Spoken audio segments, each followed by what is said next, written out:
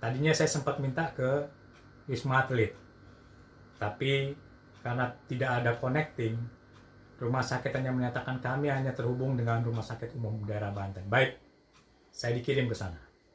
Malam jam 7 saya dikirim ke sana, tanggal 30, saya masuk sampai sana jam 9, proses di IGD, dan akhirnya saya masuk ke Green Zone. Jadi rumah sakit ini menetapkan 3, Green Zone, Yellow Zone, sama Red Zone. Green Zone yang masih tahap awal, saya ditempatkan di situ. 2 hari, 3 hari kemudian, saya mulai sesak bernapas. Saya mulai susah bernafas, dan saat itu tim dokter sudah mulai mengadakan observasi. Saya diambil darah, kemudian saya disuntikan banyak obat dan sebagainya. Sampai akhirnya di hari yang keempat, saya mulai sangat sesak, dan akhirnya dokter menyatakan diri saya harus masuk ICU. Saya sempat di ICU 3 hari, dan jujur, itu adalah proses yang sangat-sangat menyedihkan. Saya baru merasakan pernyataan Alkitab, lembah bayang-bayang maut, itu saya boleh rasakan. Saya sungguh-sungguh merasakan lembah bayang-bayang maut. Karena begitu sesak, saya tidak bisa bernafas, saya harus dibantu dengan oksigen. Oksigen dalam bentuk masker. Oksigen biasa di rumah sakit itu pressure-nya biasa sampai 70. Saya boleh pakai, begitu saya pakai masih kurang. Saya bilang sama suster, "Sus, ini masih kurang, ini gasnya masih kurang." Saya anggap masih kurang ini, padahal saya kan masih kurang. Suster bilang, "Pak, ini udah mentok, Pak." Dia nyaut lagi, bercanda, "Kalau mau lebih lagi, Pak, pakai kompresor." Emang saya ban, kan gitu. Dia suruh pakai kompresor kalau mau lebih kencang lagi, katanya begitu. Beda toh, ini kan. Tapi saya nikmati, akhirnya saya coba penyesuaian, akhirnya saya bisa bernafas normal. Saya bisa bernafas, saya bisa nikmati itu. Tapi tetap dalam kondisi yang semakin lemah secara batin saya. Karena jujur, itu tadi, saya sudah masuk pada lembang-lembang bayang-bayang maut ya. Karena 3 hari itu di dalam ICU, saya tidur nggak bisa. Saya gelisahnya luar biasa. Bernafas susah. Kemudian juga, yaitu, di teman-teman kamar saya itu sorenya bisa bicara, ngobrol-ngobrol, masih bercanda-bercanda. Besok pagi selesai. Bahasa rumah sakit bungkus. Alias selesai maksudnya lewat. Orangnya meninggal dunia. Itu banyak kejadian. Dan itu membuat saya jujur takut. Jadi ketika saya malam hari, begitu masuk malam, dengan kondisi seperti itu, jujur, saya ada ketakutan yang luar biasa. Sebab saya juga beberapa hari itu diberi Tuhan semacam mimpi. Ada mimpi, ada hal-hal yang membuat saya semakin gemetar. Saya satu kali pernah ada mimpi saya masuk di dalam peti mati. Dan saya sudah digotong. Dan saya sudah dibawa ke satu tempat untuk dikuburkan.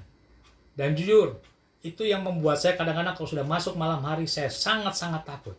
Saya selalu bilang, "Tuhan, apakah masih bisa saya melihat esok hari, pagi hari?" Untuk melakukan itu, akhirnya saya buat komitmen dengan istri saya. Pokoknya tiap malam kita berdoa. Tiap malam kita berdoa. Saya, istri, dan anak kita berdoa. Kenapa? Ya, istri hitung-hitung saya nyogok Tuhan. "Tuhan, kalau Tuhan mau panggil saya, lihat istri saya apaan Tuhan, anak saya masih kecil Tuhan." Seolah-olah saya berpikirnya begitu aja. Tapi saya berdoa, "Tuhan, tolong. Karena jujur, saya sempat di bayang-bayang maut itu ada banyak hal yang terjadi. Jadi semuanya, yang peti mati, yang semua, yang hal-hal menakutkan. Tapi puji Tuhan, di satu malam itu mami saya menelpon saya jam 12. "Kamu jangan takut. Mami pasti berdoa buat kamu." Sambil dia menangis, saya pun akhirnya tahu. Memang yang disampaikan semua hasil doa dan pernyataan Tuhan. Tapi di balik itu saya juga percaya bahwa mami saya berdoa, "Tuhan, ketakutan jangan panggil anaknya yang satu-satunya laki-laki ini." Saya percaya itu, dan itu juga yang membuat saya, "Tuhan, kuatkan saya dan mampukan saya melewati ini." Belum lagi istri saya, "Papi yang kuat ya, Tabita masih kecil." Saya kalau sudah bilang anak saya, dikasih fotonya, saya pasti nangis. Saudara. Saya pasti, meskipun kondisi saya udah lemah, karena dokter bilang tingkat kesadaran saya tinggal 10-30 saja secara persentase. Sehingga mereka betul-betul akhirnya mencari cara bagaimana bisa melepaskan saya dari hal tersebut. Puji Tuhan, karena saya ditangani oleh 3 dokter, memasuki hari yang ketiga, Tuhan temukan cara untuk bagaimana saya bisa melewati masa kritis itu. Rupanya mereka mengecek, karena saya diambil darah cukup banyak, mereka cek bahwa ada pembekuan darah atau kekentalan darah yang ada dalam tubuh saya. Sehingga itu menyulitkan saya atau paru-paru saya. Setelah paru-paru kena COVID, jantung juga akhirnya sulit memompa oksigen ke otak saya. Mereka langsung bikin cara, metode untuk bagaimana caranya kekentalan atau darah saya yang beku ini dibuat kental. Sehingga saya dimasukkan obat sehari itu ada 5 suntikan dikali 10 hari lah. Itu terus tiap hari 5 kali suntik, semua masuk. Dan saya cuma tahan, Tuhan, dalam nama Yesus buat tubuh saya kuat dan bisa terima. Semua disuntik, ya minta maaf. Ada yang dari tangan, dari perut, minta maaf, ada yang dari selangkangan, semua. Supaya apa? Darah saya tidak membeku atau dengan bahasa umumnya tidak mengental. Sampai akhirnya puji Tuhan, encer ataupun tingkat kekentalan itu sudah turun cukup drastis, darah ini menjadi kental, saya juga mulai merasakan nafas yang lega. Saya bisa agak narik, meskipun tidak panjang, baru sedikit, tapi saya bersyukur, Tuhan terima kasih. Saya sangat bersyukur. Karena apa? Saya sangat percaya bahwa Tuhan memberikan hikmat kepada para dokter, sehingga saya bisa melewati itu. Tapi di 3 hari itu, jujur, saya juga bisa belajar bahwa nafas itu berharga, Bapak Ibu kekasih Tuhan. Saya hanya katakan, nafas itu berharga. Selama ini saya kalau berdoa, saya minta ampun sama Tuhan. Selama ini kalau saya berdoa, Tuhan terima kasih buat nafas, lip sync saja. Tapi dari peristiwa ini, saya bisa ngomong sambil nangis. Terima kasih Tuhan. Setiap tarikan nafas itu saya bersyukur sekali. Karena Tuhan luar biasa memberi. Yang kedua, terima kasih. Setelah saya berdoa, saya masih bisa diizinkan lihat pagi hari. Jadi kalau setiap saya bangun pagi, yang saya lihat pertama jendela, terang. Berarti gue masih hidup. Saya cuma lihat jendela, karena di belakang saya ada jendela. Jadi kalau sudah ada terang, saya bilang terima kasih Tuhan. Saya masih hidup. Saya masih dikasih nafas. Saya lewati dengan penuh sukacita. Saya terus lewati. Sampai akhirnya dokter katakan, puji Tuhan Pak, Bapak sudah banyak kemajuan. Jadi dari 3 dokter, ada 1 dokter namanya Dokter Berta. Dia Kristen. Dialah yang memberikan usulan, beri suntikan untuk diencerkan supaya tidak membeku. Dan saya banyak berterima kasih Tuhan, terima kasih atas kebaikan dan hikmat Tuhan atas dokter ini. Nah, ketika saya masuk melewati masa kritis, saya dipindahkan ke ruang red zone. Gabunglah 8 orang, 7 orang sama orang-orang yang positif, yang bentuknya hebat-hebat semua di situlah. Ya, semuanya di situ yang pokoknya dengan gaya pergaulannya lah, saya masuk di situ Bapak Ibu. Saya masuk, saya mulai ada di tengah-tengah mereka. Saya mulai bertanya, setelah masa kritis itu lewat, saya rasakan badan saya mulai enak, saya terus bisa melewati pelan-pelan semakin pulih. Saya bertanya, Tuhan, seperti biasa, saya mencoba bertanya, aku ini hamba-Mu Tuhan. Seperti yang Pak Ageng pernah sampaikan, mendoakan banyak orang, menyembuhkan ini, berkhotbah segala macam. Pertanyaan-pertanyaan itu saya sampaikan dengan satu resiko begini, Tuhan, kalau Tuhan mau ngomong, nyala aku siap Tuhan. Saya tadi bayangkan kalau Tuhan jawab, nyala engkau hai pembuat kejahatan, saya siap. Tapi saya harus berani tanya, Tuhan, kenapa saya ngalami kayak gini Tuhan? Saya perlu konfirmasi Tuhan. Saya bertanya sama Tuhan, puji Tuhan. Akhirnya Tuhan jawab, jawabannya bukan itu. Saya udah siap nih, kalaupun nyala engkau pembuat kejahatan, saya siap sudah. Tapi Tuhan baik, tidak itu jawabannya. Tuhan kasih jawaban saya, itu pada peristiwa Daud di Siklag, di mana orang Amalek itu menyerbu, perampok-perampok membawa semua istri, anak dari semua pasukan Daud serta harta-hartanya. Di situ saya percaya Daud sendiri hampir mau dilempari batu dalam kisah itu. Padahal kurang apa perbuatan Daud kepada pasukan-pasukan ini. Tapi mereka masih mau melempari. Saya langsung diingatkan Roh Kudus, yaitu kamu. Tapi yang paling luar biasa, Daud di situ menyatakan diri. Lalu Daud menguatkan kepercayaannya kepada Tuhan Allahnya. Saya ngerti sekarang. Jadi waktu saya mengalami proses sampai lembah bayang maut ini, Tuhan ingin saya menguatkan kepercayaan saya kembali. Iman saya perlu dikuatkan. Jadi saya mulai ngerti, Tuhan sedang melatih saya bagaimana menguatkan iman itu, menguatkan kepercayaan kita kepada Tuhan dalam kondisi yang sangat kritis. Belum cukup sampai di situ. Karena saya setiap malam doa dengan istri saya, jam 9, jam 10 saya tidur. Nah di rumah sakit ini karena nggak ada kegiatan, pasti bangunnya jam setengah 3, jam 3 pagi, mentok setengah 4. Ini semua orang dari semua yang pada tidur saya udah bangun. Kecuali di tempat tidur ujung ada Pak Haji yang karena puasa dia bangun untuk mempersiapkan sahur. Akhirnya dari doa itu saya coba ingat-ingat dan saya berdoa, Tuhan, apalagi Tuhan.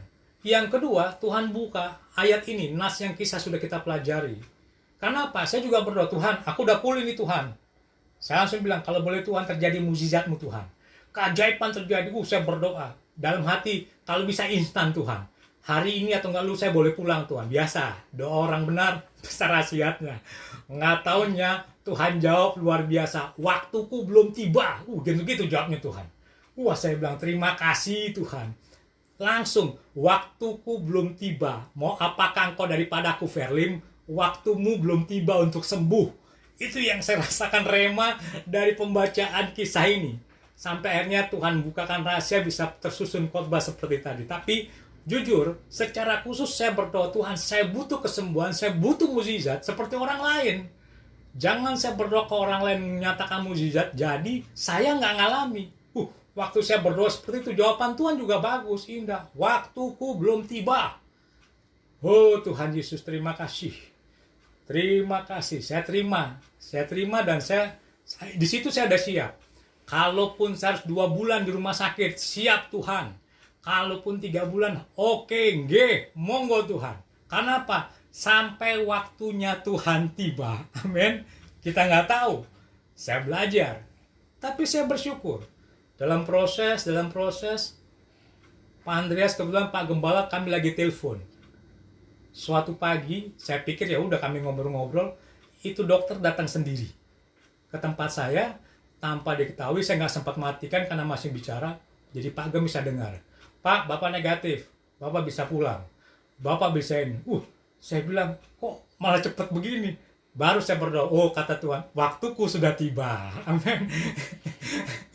Jadi kita harus belajar bahwa waktuku udah tiba. Jadi waktu saya dapat, waktunya Tuhan udah tiba sekarang. Yang saya tidak sangka-sangka, saya secara mental siap, mau 2 bulan lagi nggak apa-apa Tuhan, kata Tuhan, enggak. Waktuku sudah tiba. Nah yang menarik di sini, karena bangun setiap pagi, saya udah jadi banyak, saya pesan sama istri, tolong bawa buku tulis, saya mau menulis.